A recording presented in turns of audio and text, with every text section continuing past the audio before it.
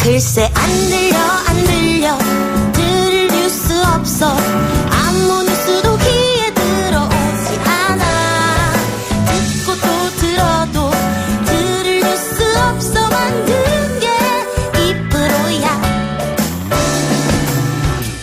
이동영의 뉴스 정면승부. YTN 라디오 이동영의 뉴스 정면승부 3부 시작합니다. 선출된 권력과 선출되지 않은 권력. 과연 어느 쪽에 통제장치가 필요한가? 이 질문에 대한 답은 명확합니다. 물론 사법부의 판단은 존중되어야 하지만 모든 결정권을 검찰과 법원이 쥐고 있다면 그건 건강한 사회라 할 수 없겠죠. 정치의 사법화에 대해서도 고민해야 할 시점이 아닌가 싶어서 3부에서는 이 이야기를 해보겠습니다. 이재명 경기도지사의 대법원 상고심을 앞두고 범국민 대책위가 꾸려졌는데요. 여기에 함께하는 분 민하협 김홍걸 상임의장 연결합니다. 의장님. 여보세요? 의장님 나와 계십니까? 네, 아직 연결이 안 돼서 다시 연결하도록 하겠습니다. 이재명 지사 1심 판결 결과는 무죄 판결이 났었는데요.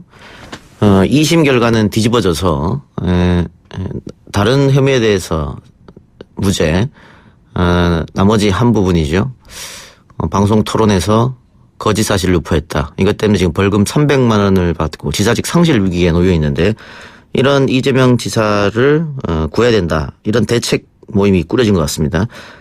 김홍걸 상임의장 다시 연결하겠습니다. 의장님.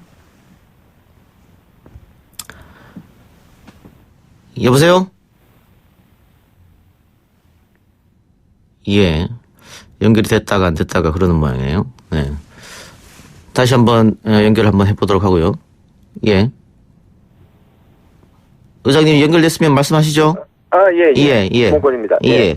자, 오늘 대책위가 꾸려졌고요. 정치권, 원로, 유명인사 많은 분들이 참여한 걸로 아는데 어떤 분들이 어떻게 모이게 된 겁니까? 워낙 많은 분들이 참여하셔서 일일이 다 말씀드릴 수는 없고요. 예. 각계각층에서 함세웅 신부님하고 또 위안부 피해자인 이용수 할머님 해서 굉장히 많은 분들이 참여하셨습니다. 예. 김홍걸 의장님은 어떤 이유로 이 일에 동참하게 된 겁니까? 예, 이번에 참여하신 많은 분들이 그렇듯이 이번 일은 이재명 지사를 정치적으로 지지하고 안 하고 이런 차원의 문제가 아니고요. 예. 유권자들의 지지에 의해서 압도적으로 당선된 후보를 예. 이제 선거 결과에 승복을 않고 사소한 것을 시비해서 경찰, 검찰에 넘기고 결국 법원의 칼날 앞에서 정치인의 운명을 좌우하게 된 그런 상황. 그것은 좀 민의에 어긋나는 것이 아닌가. 예. 이런 정치적 풍토, 그러니까 서로 고발해가지고 정치적으로 해결할 문제도 이 법원으로 가져가서 심판을 받겠다는 그런 어떻게 보면 공멸을 여야가 공멸할 수 있는 예. 그런 잘못된 정치 풍토는 바뀌어야 한다 하는 점에서 예. 참여를 하게 됐습니다. 예. 그 최종 결정이 법원으로 가면서 유권자들의 선택이 무의미하게 돼버렸다 이런 말씀인 것 같은데요. 예, 그렇죠. 지금 이재명 지사 재판 결과가 1심에서는 4가지 혐의가 모두 무죄, 2심에서도 혐의가 거의 다 무죄가 났고 다만 강제진단 사건과 관련해서 선거방송 토론회에서 발언한 것은 허위사실이다 해서 벌금 300만 원 받았는데 이 판결에 대해서도 납득하지 못하겠다 이런 생각이시죠? 그렇죠. 선거 때 이 상대의 공격에 답변을 하다 보면 이 내용을 일일이 상세히 설명을 못하고 간략하게 답변을 하다 보면 좀 뜻이 왜곡돼서 들릴 수도 있는데 예. 그것을 일일이 다 시비하다 보면 사실 무사할 정치인이 몇이나 되겠습니까? 예. 그런 점에서 이런 식의 정치는 이제 그만해야 된다 예. 하는 것이죠. 예. 법원에서도 좀 현명한 판단을 내려주기를 바랍니다. TV 토론의 특성을 법원이 무시한 게 아닌가. 그리고 지금 허위사실 공표는 뭐 귀에 걸면 귀걸이, 코에 걸면 코리가 될 수 있고 그렇기 때문에 지난 총선 때 당선자 중 16명이 허위사실 공표 혐의로 법원에 갔습니다만은 이 중에서 당선 무효형이 선고된 사람이 한 명도 없거든요. 그런 부분을 이번 2심 재판부가 간과하지 않았느냐. 아마 이런 이야기인 것 같습니다. 알겠습니다. 그렇죠. 예. 큰 비리를 저지르지 않은 이상은 예. 유권자들의 판단을 존중해 줘야 한다는 것이죠. 그 과거에는 선거 전에 치열하게 고소고발전 하다가 선거가 끝나면은 승복하고 고소고발 취하하고 이 법원으로 끝까지 몰고 가는 이런 사건은 잘 없었지 않습니까? 결국은 정치권이 이런 정치에서 해결을 많이 했는데 지금은 그게 아닌 것 같아요. 예, 정치권 분위기가 점점 험악해져 가는데 예. 이런 식으로 고소 고발을 남발하고 그것이 또 이제 검찰 이 사법부에서 이 또 어떻게 보면 악용이 되고 예. 그래서 정치인의 운명이 법원에서 다 결정이 나는 이런 것은 상당히 정치권 전체에 이 부정적인 영향을 주고 정치 불신만 심화시키는 거죠. 예. 그 최근에 아주대 이국종 교수가 이재명 지사를 위하는 탄원서를 써서 대법원에 제출했다가 이재명 지사 반대파, 정치적 반대파로부터 곤욕을 치른 일이 있었는데 김홍걸 의장님도 어쨌든 지금 정치권 안에 들어와 계시니까 이런 후폭풍에 대해서는 걱정이 없으세요? 뭐 저는 좀 전에 말씀드린 대로 제 소신에 따라서 하는 것이기 때문에 예. 단 이것은 뭐 이재명 지사 개인에 대한 지지를 하고 안 하고 예. 그런 문제가 아니고 원칙의 문제이기 때문에 별로 그런 부분은 걱정하지 않습니다. 예. 이 대책위가 꾸려졌고 지금 기자회견도 예정돼 있다고 제가 들었는데 혹시 언제입니까? 일단 오늘 기자들 앞에서 성명을 발표했고요. 오늘요? 예. 아마 날짜가 정해질 텐데 이제 많은 분들이 더 참여를 하실 것이고 예. 국회에서도 추가로 많은 의원들이 참여할 것으로 알고 있습니다. 예. 그 최근 의장님 희망을 위한 방걸음 책 내셨는데 그 보통 정치인들이 총선 앞두고 책 이렇게 내면 총선 나가는 것 아니냐 이렇게 말들 많은데 계획 있으십니까?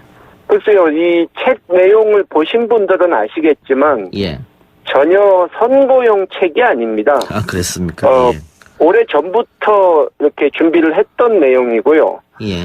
네, 대부분이 다 이 남북 교류의 중요성, 한반도 평화의 중요성을 국민들이 다 함께 한번 같이 생각해 보자는 뜻에서 낸 책입니다. 예. 이재명 지사 건에 대해서 하나만 더 묻고 다른 걸로 넘어가겠습니다. 자, 이제 대법원 판결이 아마 올해 안에는 결론이 날 텐데 어떻게 그 의장님이 생각하신 대로 그렇게 판결이 날 것 같습니까?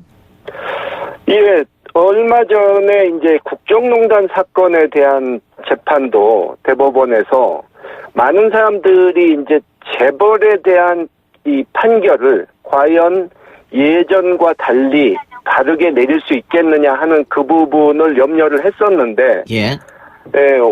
상당히 올바른 판단을 보여주셔가지고 사법부 신뢰 회복을 하는데 좀 도움이 되지 않았습니까? 예.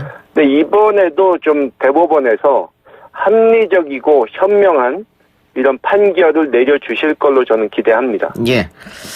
자, 급박하게 돌아가는 한반도 상황 관련해서도 질문 드리겠습니다.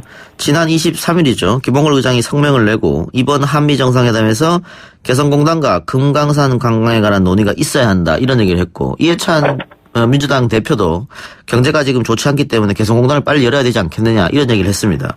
그런데 이번 한미 정상회담에서 그 얘기는 아직 나오진 않은 것 같습니다. 뭐 발표하지 않은 거에 있을 수도 있겠습니다만은 겉으로 봐서는 나오지 않은 것 같거든요. 어떻게 보세요? 예, 이번 정상회담 내용 자체는 우리가 정확한 건 알 수가 없는데 예. 이번에 거론이 안 됐다 하더라도 남북관계 발전 그리고 그것을 활용해서 북미관계 개선과 비핵화 진전을 이루기 위해서는 금강산과 개성공단 문제에 있어서는 우리가 좀 더 적극적으로 예. 나설 필요가 있다고 생각합니다. 예.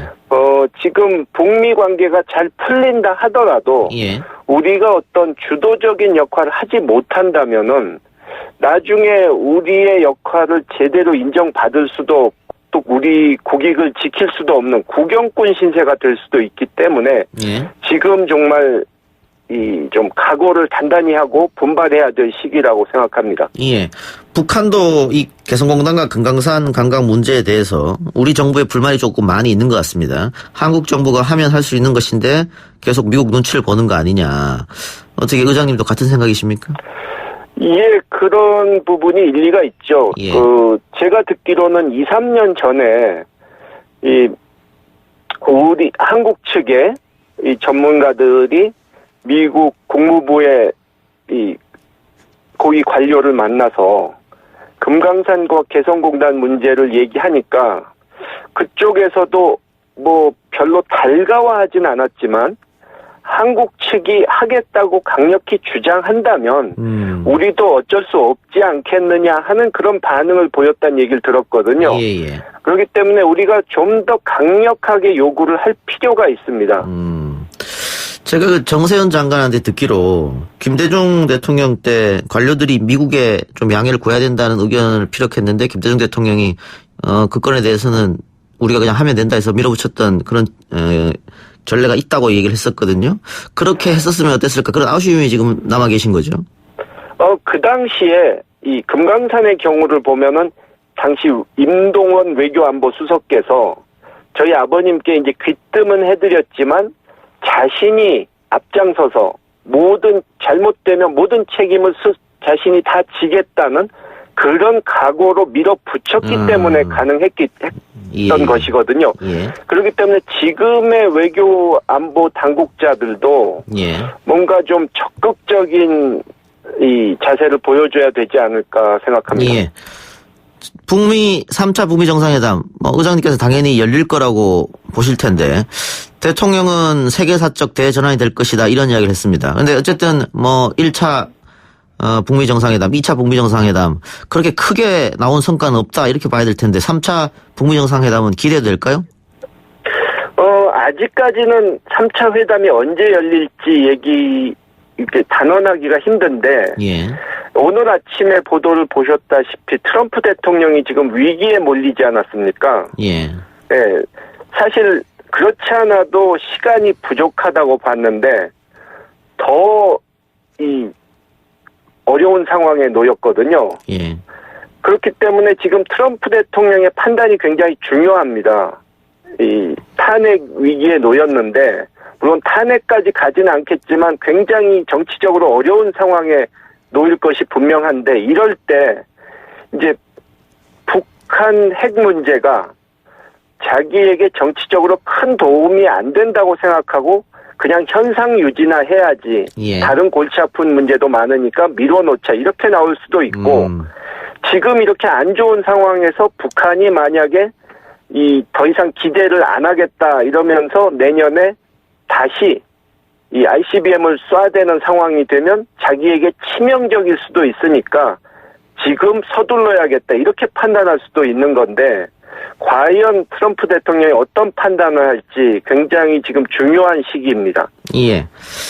최근에 아베가 조건 없이 김정은 위원장을 만날 생각이 있다 이런 얘기도 했고 최근 북한이 3국에서 일본 측과 만나서 평양 원산 구간에 일본의 고속철 신칸센을 놔달라 그런 제안을 했다는 보도가 있었습니다. 만약 북한 시장이 개방이 되면 북미 협상이 잘 이루어져가지고 미국, 중국, 일본 이런 강대국들이 다 뛰어들 텐데 그럴 때 우리가 소외되는 것 아니냐 이런 주장도 있거든요. 미리 좀 우리가 준비를 그렇습니다. 해야 되지 않느냐. 예. 제가 전에부터 계속 얘기를 해왔는데요. 예. 예전과 달리, 그러니까 2000년대 초중반과 달리 북한은 자기들이 이제 개방되고 외자 유치를 하게 됐을 때 예. 한국에만 그렇게 기대를 하지는 않습니다. 예. 오히려 중국이나 일본 같은 데서 쉽게 자본을 유치할 수 있다고 믿고 있습니다. 그게 그리고 현실이고요. 그렇기 때문에 우리가 같은 동포니까 무조건 우리에게 우선권을 주겠지 하고 생각한다면 그거는 착각입니다. 우리가 그러니까 중국, 일본 그런 이 강대국들의 자본력을 우리가 정면 승부에서는 이길 수가 없거든요. 예. 그러니까 남북이 다 윈윈할 수 있는 맞춤형 솔루션을 내놓지 못하면은 예. 북방 경제가 현실화 되더라도 우리가 구경꾼 신세가 될 수도 있는 겁니다. 미리미리 준비를 좀 해야겠군요. 예, 그렇습니다. 네, 알겠습니다. 의장님 오늘 말씀 감사합니다. 예, 감사합니다. 예, 지금까지 민하협 김홍걸 상임의장이었습니다.